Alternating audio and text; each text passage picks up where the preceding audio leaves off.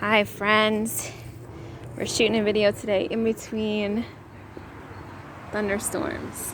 So we've actually had some unstable weather the past week or so, which has knocked me on my butt.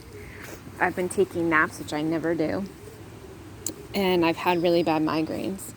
So living on an island, sometimes it rains in one part of the island and it doesn't rain in the other. So B and I have not really done a heck of a whole lot in the garden, but you could see the garden is faring okay without us because we've had rain. And we're supposed to get rain again hopefully today. It's very muggy, it's very humid. But you could see actually these strawberries that we just planted, 6 weeks ago, are filling in really nicely. We've got blooms on our chamomile. We've got some violets. These are some old strawberries that we did not get anything from. The birds and the squirrels got them. You can see our blackberry does have flowers on it, so we should get some blackberries. Oh yeah, look. Some are forming. That's exciting. You could see we are still battling cabbage moths and cabbage worms and beetles because they're eating the potatoes, and I'm also getting some sort of blight on the potatoes, so I'm having to take the leaves off. So we are harvesting lots of snap peas and snow peas, which is great. Still not getting anything from these butterfly peas. I'm hoping to get something because I would like to make butterfly tea. We've got string beans are growing really slow. I'll never trim these again. I really set them back. But you could see chamomile. The sweet potato is really not growing either. You could see our squash is struggling as well because it doesn't really do great over there. I was hoping it would do a little bit better this year, but it doesn't look to be the case. But look, the chamomile is nice. You can see, so I took some stuff, but then some stuff was from the bugs. Like, I did not do that. And every time I look, I don't see it. I did harvest most of the feverfew because I've needed it. So I've been eating a few leaves a day to try to mitigate these migraines. Oh, look at the hawk. He pissed off someone's nest, but he's nice and low. So B is just hanging out in the shade. Hi, bug. And we've got our milkweed almost blooming, which is exciting. We had to protect our sunflower because the rabbit yesterday got to the other sunflower. You can see though how my squash are really struggling. And I did wrap them in the medical tape, hoping that that will help them this year. I don't know. I put some more radish seeds down.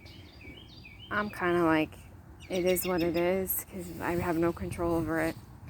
And as much as I wanted to amend the soil here greatly, because of this tree, it's just not something that is feasible. We've got some jewelweed that seeded itself from a plant from last year. But see, just a little bit of rain and disease starts to set in with these peonies. I'm waiting for these lilies to open up and our phlox to open up. We had some tiger lilies blooming. See, the peonies are done. But soon we should have some more color over here. I'm hoping this crepe myrtle is going to bloom this year. We might, the Vitex will be blooming soon. And we're just taking it all in. Rain definitely helps the garden. Everything just looks so much better. The pansies are still holding on. I mean, today it's kind of warm. Well, I missed those garlic chives, but the bees are happy. So I'm gonna let the bees. Oh, there's the baby bunny. This baby bunny is what ate our sunflowers, and its parents come frequently and have gym class and run around the yard and try to make more baby bunnies, much to our dismay. Luckily, Bee does not know that the baby bunny is there, otherwise she'd be taken off. She did taste the groundhog last night, and so we've had to reinforce this area. Again, nothing is permanent because just never enough time to get it all done. And really, it's just my husband mostly doing it. I help with the planting. I do the fertilizing. I do all the harvesting, all the cooking. But I can't lift big bags of soil. I can't lift big bags of mulch. I can't do hard physical labor. So we're kind of like at a impasse with what he can do versus whatever else has to get done around the house and what priority takes over. I mean, that's just real life, right? But you can start small, right? Like I showed you the green stalks. You can grow in the green stalks. You can grow in the potato bags, the grow bags. You can grow in pots. I mean, I grow a lot of things in pots. And we had to cover the blueberries because even though they were green, the birds were knocking them off. So I don't think I'm going to get great blueberry crop again this year. We did try this new, these are frost bags that I found at Marshall's. And they were really big, so I asked my mom to cut them down. And then I used my tomato clips to try to keep the birds out as much as possible. So hopefully this works. The light should still penetrate and should still get in. And we should actually have blueberries this year. So fingers crossed. But you can see, you know, some things are still kind of struggling. We have one cabbage that has lots of damage to it. I'm hoping this is Baker Creek's giant cabbage. I'm hoping to get something from it. I'm hoping to get some broccoli that it doesn't just bolt. I did harvest some leaves for the dog food and for our food because I gotta use something with it, right? Oh, this calendula is covered in bugs, which is not great. Not great at all, because I don't want that coming on anything else. And this is the point of having companion plants, but when it's this closely packed together, the bugs just jump from one plant to the next, and I'm just not really wanting that. I did get better onions as far as bulbing up this year, and I think my garlic is almost ready to be harvested. But there's another few garlic chives I missed. It's every day now there's a new garlic chive. But you can see the tomatoes, like some of the tomatoes in this bed look great. And I'm wondering if it's because of the electroculture. Because then, if you move to this bed, look at the difference. They're like a foot smaller. And everything was planted on the exact same day, the exact same fertilizer. So like this one is small, that one's a little bit better looking, that one's okay. But it's very strange. Again, volunteer one looks the best. Already has flowers on it.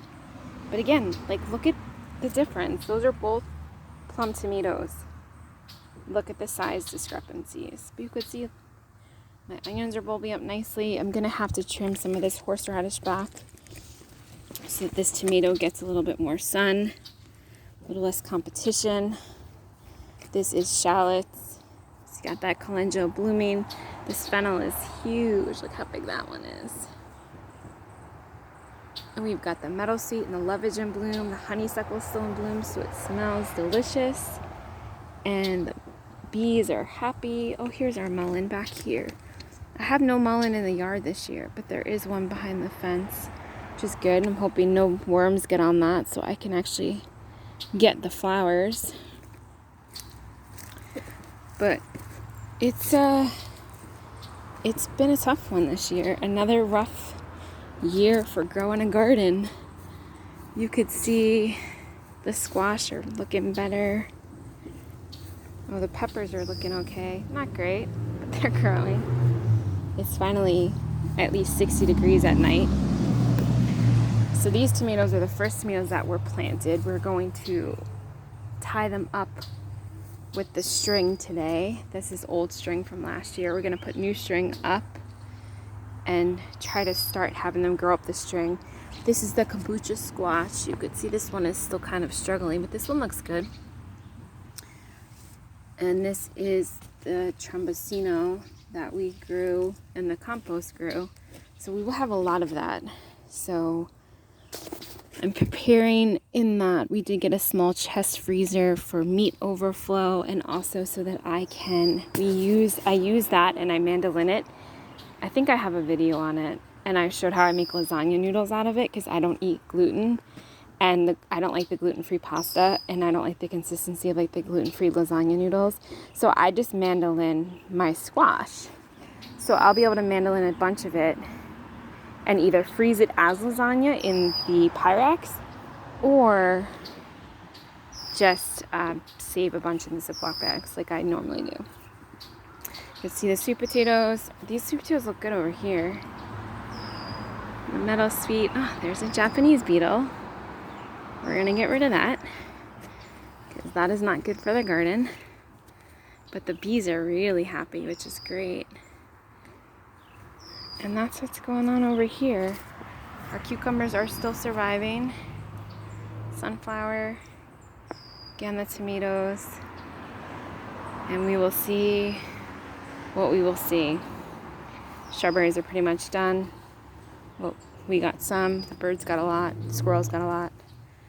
And that's it. That's what's going on here on this St. John the Baptist Day. Oh, I want to see if the St. John was blooming.